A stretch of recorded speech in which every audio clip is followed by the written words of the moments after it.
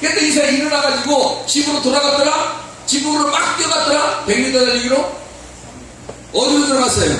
성전으로 들어가잖아요. 들어가서 막 뛰고 막 찬양하고 그런단 말이에요. 사도행전 3장에 이게 나와야 안 나와요? 나와야 안 나와요? 근데 나왔나 진짜? 사도행전 3장에 나와요. 거기에 이 사도행전 열어보세요. 사도행전 1장에 성령의 능력이 너에게 임하시면 예루살렘과 온 유대와 사마리아와 땅끝까지 이르러 내 증인들이라 그렇게 했죠. 그 다음에 2장에 보면 성령의 충만이 임해야 안 해요? 성령의 충만이 임하잖아요. 성령의 충만이 임하고 바로 이어서 3장에 나오는 거예요. 그 3장에 안진뱅이가 일어나는 것에 나오는 것입니다. 그러니까 안진뱅이가 진짜 안진뱅이가 사도행전 3장에 일어났어요? 안 일어났어요? 일어났다 그랬잖아요. 일어나고 그리고 뭘 줬다고? 베드로와 요한은? 여호와의 이름을 줬다고. 주님의 이름을, 예수님의 이름을 줬다고. 그러면 예수의 이름을 줬더니 그 사람이 벌떡 일어나더라는 거예요. 그러면 실제로 일어난 거죠. 일어났다고 제가 분명히 얘기하는 겁니다. 여러분한테 안 일어나고 이것도 영적으로 뭡니다. 이렇게만 하는 거 아니에요. 여러분 또 교회 어디 가서 그런 얘기하면 이상하게 보는 거예요, 여러분을. 그거 아니고 일어났는데 그거를 우리가 의미적으로 생각을 해보자는 거야. 의미적으로. 성전은 앞에 있고 성전 계단 밑에서 이 사람이 앉아있어, 주저앉아 있어도 그러면 성전 안에 들어가야 할 사람이 들어가지 못하고 주저앉아 있는 것을 의미하는 거겠죠. 그러면 성전이 뭐라고? 예수님이라고 예수님이 늘 얘기해왔잖아요. 자기는 성전이라고 얘기해왔단 말이에요. 그러면 성전 안에 못 들어갔다는 얘기는 누구 안에 못 들어갔다는 얘기? 예수님 안에 못 들어갔다는 얘기가 되는 것이고 예수님 안에 못 들어가니까 주저앉아 있다는 거지. 신앙이 예수님 안에 들어간 사람과 예수님 밖에서 있는 사람이 다른 거 아니겠어요. 그래서 예수님 밖에 있으니까 주님을 경험하지 못하는 거예요. 경험하지 못하고 있으니까 주저앉아 있죠. 주저앉아서 주님을 경험해야 되는데 주님을 찬양하고 뛰고 막 이렇게 경험을 해야 되는데 안 된단 말이에요. 성전 밖에 있으니까 거기에 주저앉아있는 사람을 베드로와 요한이 일으켜 세웠어요. 누굴 줘가지고? 예수님의 이름을 줘가지고 예수님의 이름이 뭐라고 했어요? 뭐의 핵심이라고 그랬어요? 말씀의 핵심이라고 그랬잖아요. 성경 말씀 전체의 핵심은 뭐다? 예수의 이름이다. 그 이름은 뭐다?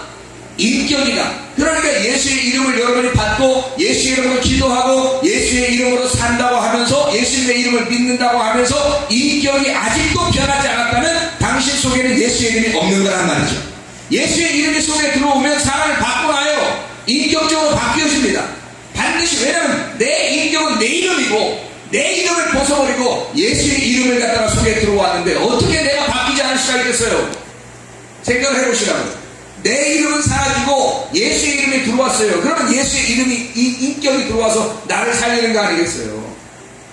자, 오늘 새벽에 제가 이야기한 것이 있어요. 오늘 새벽에 뭐 얘기했죠?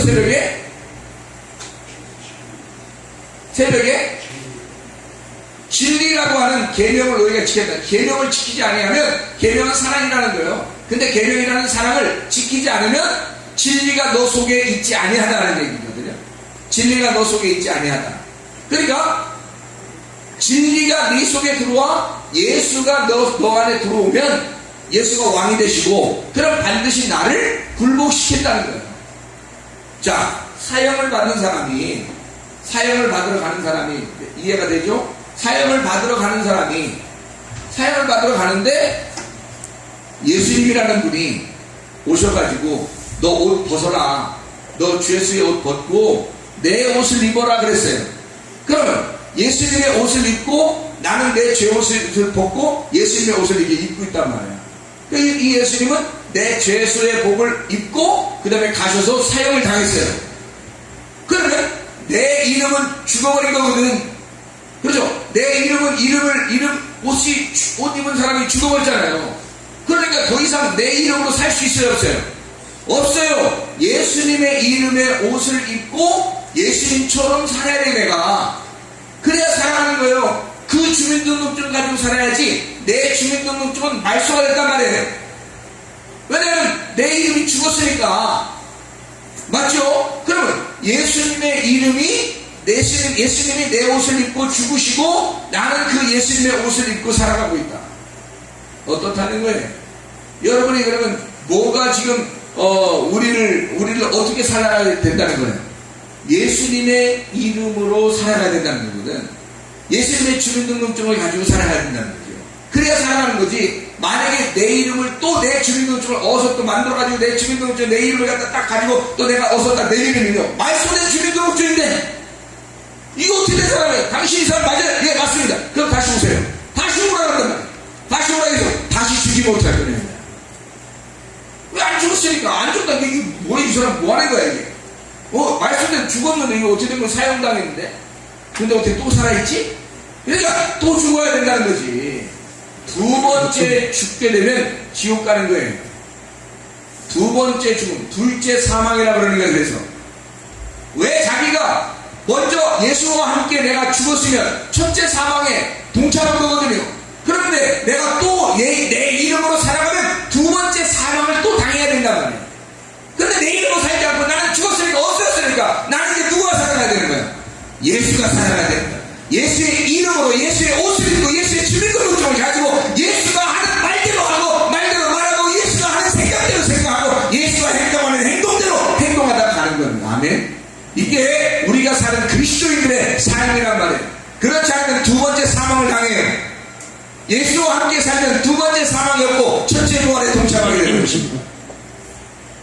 처음에 죽었으니까 첫 번째 부활하는 것이 첫째 부활이니까 첫 번째 부활에 동참하게 된다. 그게 요한계시록 20장 5, 6절 말씀에 첫째 부활에 동참한다는 말이 있는 거잖아요.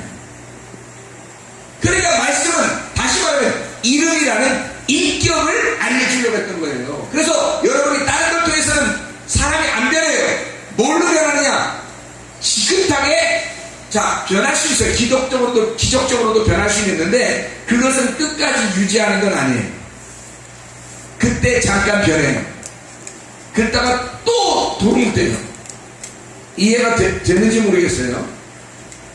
기적이나 이런 것들은 변하긴 변하는데 끝까지 변하게 할 수는 없고요. 변했다가 어느 날 또 도루묵이 되는 거예요. 근데 말씀으로 이름이란 인격이 들어오면 끊임없이 변한 상태로 갈 수 있는 거예요. 끊임없이 변한 상태로 가는 거예요. 이게 이름이라는 인격, 예수라는 이름이라는 인격이 우리의 속에 들어왔을 때 취하는 행동이라는 거예요. 이게 구원이라는 거예요. 그러니까 예수님이 십자가 못 박혀 돌아가셨다. 구원의 안에 구원이죠. 영이 구원받았다는 것을 의미하는 것이고 예수의 이름이 내 속에 들어와서 나의 인격을 예수의 인격으로 바꾸었다. 이걸 구원이라고 그래요? 구원 아니라고 그래요? 구원이라고 그래요. 바뀌었다 이 말이에요. 나를 바꿔놨다 이 말이에요. 무슨 구원이에요? 영혼의 거듭남의 구원이란 말이에요. 이해가 되겠습니까? 예, 영혼의 거듭남의 구원이란 말이에요. 그래서 천국에 가는 거예요. 그러니까 이름이라는 인격으로 거듭나야 된다. 그러니까 베드로나 바울의 요한이라는 사람들이 뭘 가지고 있었다? 나사렛 예수 이름을. 다른 게 없었고 자기에게는 나사렛 예수의 이름이 있으니까 그거 주겠다는 거야. 줬더니 어떻게 됐어요? 일어났어요. 줬더니 일어나더라는 거야. 주저앉아있던 신앙이 일어나더라는 거죠. 일어나서 어디로 들어가요? 바로 집으로 달려가지 않고 예, 집 사람들한테 얼마나 보여주고 싶었겠어. 자기가 지금 앉은 데에 일어났으니까 엄마 아빠한테 또 형제들한테 맨날 자기를 안고 왔던 그 사람들에게 얼마나 보여주고 싶었겠어요. 그래서 막 집으로 달려갔더라가 아니라 거기 그렇게 써있지 않고 어떻게 돼 있어요? 성전 안으로 뛰어 들어가더라는 거예요. 성전 안으로 들어가서 막 뛰며 찬양하며 막 그렇게 하더라는 거예요. 이 사람은 어디로 들어가야지, 어디로 들어가야 된다는 것을 마땅히 아는 사람이에요. 성전 안으로 들어가야 된다는 것을 마땅히 아는 사람이에요. 근데 거기 들어가지 못했던 거예요. 뭔가 자기를 주저앉혀놓던 뭔가가 있었던 거죠. 이해가 돼요? 그래서 성전 안으로 들어가니까 거기서 막 뛰는 그리스도 안에 들어가서 찬양하고 주님을 높이고 하는 사람이 됐다는 거죠. 그러니까 뭐가 들어오니까 뭐가 그 사람을 일으키니까? 예수의 이름이. 예수의 이름이 왔다는 얘기는 뭐가 왔다는 얘기? 예수의 인격이 들어왔다는 얘기. 예수의 인격이 어떻게 들어왔다는 얘기? 뭘로 들어왔다는 얘기? 말씀으로 들어왔다는 얘기. 아멘? 예, 말씀으로 들어왔다는 얘기. 그 믿음이 그를 일으켜 세웠는데 그 믿음은 말씀으로 왔다는 얘기. 그래서 은혜의 말씀으로 믿음이 생겨서 그가 일어나게 되고 그 인격이 그를 주장하니까 성전 안으로 들어가서 뛰더라는 겁니다. 이렇게 말씀이 되어 있죠. 맞죠? 예. 그러니까 인격적인 예수 그리스도, 만남의 예수 그리스도. 자, 보세요. 우리를 양쪽에서 믿음이라는 페이스와 믿는다라는 빌리브 안에서 가운데서 십자가로 예수님이 죽으신 이유는 바로 이것을 위로 올리기 위해서라는 거죠. 밑으로 내리기 위해서가 아니라 위에 올리기 위해서예요. 율법은 우리에게 순종을 요구합니다. 순종해야 너희가 의롭다라고 요구해요.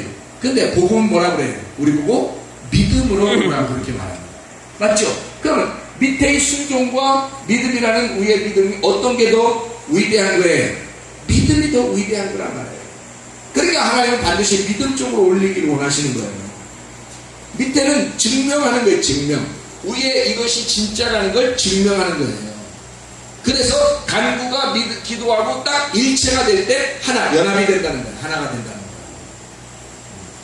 거예요. 율법이라고 하는 것이 은혜와 만나면 하나가 되는 거예요. 그러니까 율법이 더럽다는 게 아니에요.